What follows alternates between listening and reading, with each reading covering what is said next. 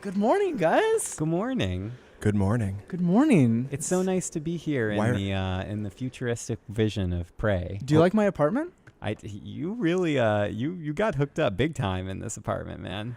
This is Zach Miner, Ryan Clements, and Sid Schumann of PlayStation Blog taking a look at Prey coming out of Arcane. Now, and I haven't played this yet, but right off the bat, why are we all waking up in the same bed? Why are the three of us in one bed together? You know, we had a wild there's night. a few.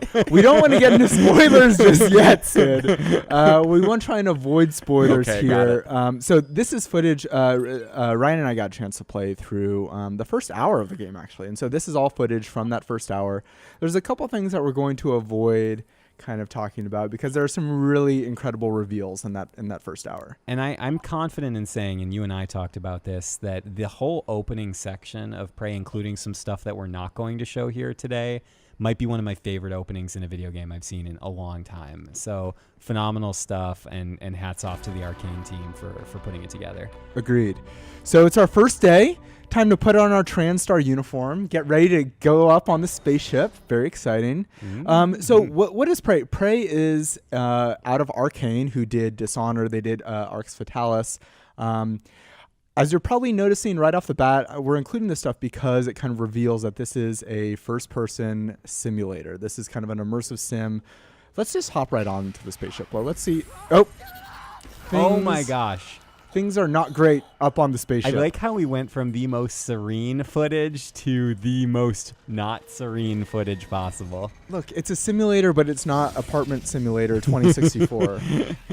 This is a game where things have gone wrong. Yes. And we need to figure out what's going on. Gone very, very, very, very wrong. So let me just, I've not seen this. I'm sort of the resident dummy on this one. I am the biggest fan in the world of sort of the shock games. So I actually would consider System Shock 2 to be my favorite game of all time. BioShock high on the list. So without having seen a ton of this game, it's giving me that vibe big time. And absolutely. As it should. I mean, it absolutely has that emergent, player-driven choice style of gameplay that you're going to actually kind of see here represented in this weapon that we're seeing right now, which is the glue cannon, where it essentially allows you to build platforms, immobilize enemies, do a lot of different stuff, and hey, you don't even have to pick it up if you don't want to. I mean, there's essentially so many different ways to work your way through this very, very much damaged and very, I don't want to use the word derelict, but it is a damaged, something's gone south station that your character, Morgan Yu, finds him or herself on. What are these friendly little guys here? They're not friendly. Not so friendly, Oh, Sid. okay, I see. I will say that you are terribly unperceptive. The fact that these things are trying to kill us. These are mimics. They seem to be kind of the little runts of this game. But make no mistake, these things can kill you right quick if you're not paying attention. So this glue gun is really cool because it can kind of freeze them and then allow you to kind of finish them off with the wrench. This is a game that's obviously first person, and you are shooting things, and a little bit later we're going to get some actual guns. Bam! But it's not a game where you're going to be running around firing bazookas and just shooting stuff. Here we're going to take a look at some of the other kind of abilities, some of the emergent opportunities possible with this amazing glue cannon.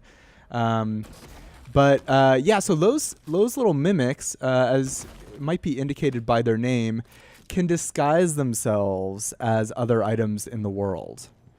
Here's another little item here that might remind you of a certain other game that you like a lot. So there are skill trees in this game, and there are actually a couple different skill trees, some of which we didn't even experiment with. Right. So you find these neuromods lying around that you shove into your eyeball. Seems right. Seems right. Yeah. Hey, what's this on the ground here? I'll just shove it in there. Oh, I might as well shove it in there. I do that all the time. So we have a couple different skill trees: scientist, engineer, and security. We obviously barely got a chance to experiment with these, but suit your play style. You can be hacking turrets, hacking security systems. We'll take a look at that stuff. And sorry, go ahead. No, Jeff. go ahead. I was going to say, and a quick note that when I was talking to the lead designer in our interview together, Ricardo Bear mentioned that in this kind of initial section of the station, when you get that first neuro mod, they actually give you a way to benefit from any of the initial selections you make when you upgrade your character. So like if you want to do like a hacking neuro mod, they made sure that in this opening area of the game there's a way to use that, or a strength thing, or some other for repairs. Like they wanted you to feel like whatever you pick, you're going to be rewarded in some capacity, which I thought was really smart design. And this is a hacking interface we're seeing now, I'm guessing. And we'll see this right now. So I invested in hacking, and so we're I'm able to kind of get into this room that's totally optional. And look, I get a weapon upgrade kit. Nice. There's some other stuff going on in the room. I will note, and I told Ricardo this, that Dishonored has been one of my favorite games the last several years. Oh yeah. I am someone that plays those games by reading everything in the world. Oh, absolutely. Arcane. There's so many emails. there are few studios better, in my opinion, at environmental storytelling than Arcane. 100% agree. Right now. And I want to just soak all that in. I was really having to slap my wrist and just be like, nope, Zach, just move on, keep moving forward. So here we're kind of in the main lobby of the spaceship, and everything's totally fine. Oh no, everything is not totally fine. Maybe not. Where is this sort of space station located? Do you know? Is it in the solar system, or? It is in outer space. Okay, yes, it's in outer space. And if you look out the window here, you might see that there is potentially some recognizable celestial objects. Oh, indeed. We're keeping things vague. Very vague. You know what? I fear that there's going to be some spoilers out there. But that's why you just got to stick with the PlayStation blog for all the coverage. So this is the main lobby, and this is kind of the main, I think, hub of the game. And so there's kind of different levels that you can explore of the spaceship, obviously, as we've seen. Here's another example of just some of the completely optional environmental storytelling. Ryan, I don't even know if you went into this room. I know what you're doing here, but I unfortunately did not read all this stuff. But yeah, it's awesome that it's basically a small museum showing the progress of the space station and kind of its development, and the development of the company that facilitated it. So just really awesome stuff. And again, it's like you could just totally walk by this room and not even notice it. So they really, oh my, who are these friendly looking fellas? Again, I'm going to really question some of you guys' instincts. These are not friendly. These are phantoms, and these are the hardest enemies that I saw. Interesting. So did you not go into this room, Ryan? No. Remember, you went much further than I did. I was too busy reading emails. So I had to hack my way into this room. So this, I think, kind of demonstrates how challenging some of the kind of fight situations can be. Bam. So again, these guys are doing some pretty serious damage. You can see the health indicator in the bottom left. And I'm really having to kind of strategically think about how I'm going to kind of pause, put health kits on, and then, use this kind of stun gun or perhaps the kind of the glue cannon to freeze them and then finish them off with the wrench. I think we haven't played much of it, but ammo is going to be sparse, I think. Yeah. Does look like there's a recharging health system, I noticed. It's down in the lower left. It is definitely very, I wouldn't say punishing, but you definitely have to be cognizant of your health and your well-being. Or maybe I'm wrong. What's that meter I see in the middle of the screen that keeps building up? Is that so stamina? That's stamina. Got it. I was incorrect by what I said. Health you need to heal I got yourself. It. Okay. You're not just always going to be at 100%. I retract my prior statement. There is not a recharging health system. And so when you're opening that weapon wheel there, you're just triggering the health kit. I understand. Okay. And another thing that Ricardo pointed out is, because there were a lot of folks playing the demo when Zach and I were playing the game, is that, sometimes you could just walk, stealth your way through an environment, not even, engage the mimic-like enemies. Like right here, you see that they're kind of creating their own platforms and just kind of working their way around the environment. I mean, it's really interesting how the levels are laid out. And a little detection meter there above the mimic that was kind of flying off here. So we're getting close to the end here, but Ryan and I, we just scratched the surface. I wanted to just show a little bit more of kind of what is in this game. So this is your office. This is Morgan's office. This inventory could be ripped straight out of System Shock 2. Right, and like straight out of it. You can upgrade it, obviously, right? You can expand it. So I think the office is going to kind of be your home base, and so there's recycling of materials where you're breaking material, where you're breaking objects in the world down into different components. So there's reasons to pick up all this stuff in the world. Like what am I going to do with this coffee cup? I'm going to throw it across the room, but I could have recycled it. Really?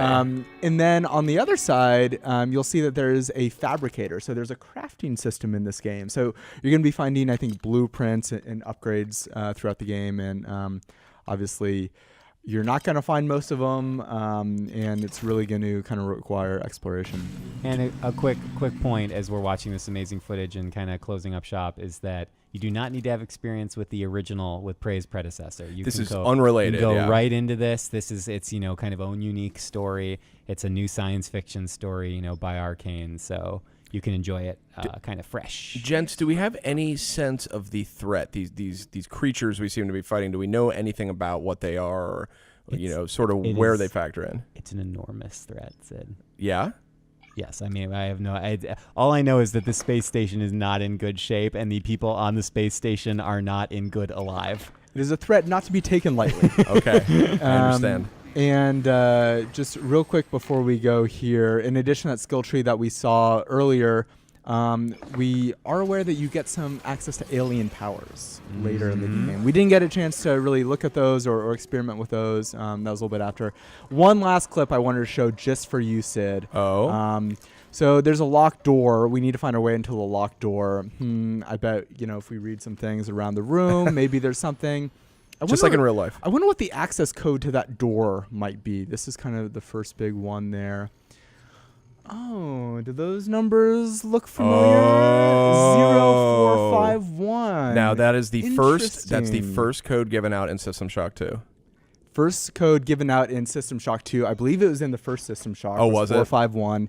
It was in all of the Deus Ex games. It was in the Dishonored games. It actually made its way into Mafia 3. I didn't know that. And so that, in some ways, is, I kind of see that as like, you see that, you know what this game is, right? This is an indicator of like the systems that are present in this game, the genre of this game. It's like the Wilhelm or whatever that's Wilhelm's right. The scream from the Star Wars movies. It's a little identifying factor. So, any final thoughts, Ryan? No, that's it. I'm pumped, and it's coming out on May 5th. May 5th on PS4. It looks great. Arcane, a great studio. I'm totally sold on the subject matter. So thanks for the tour, guys. You're very welcome. Anytime. プレイステーション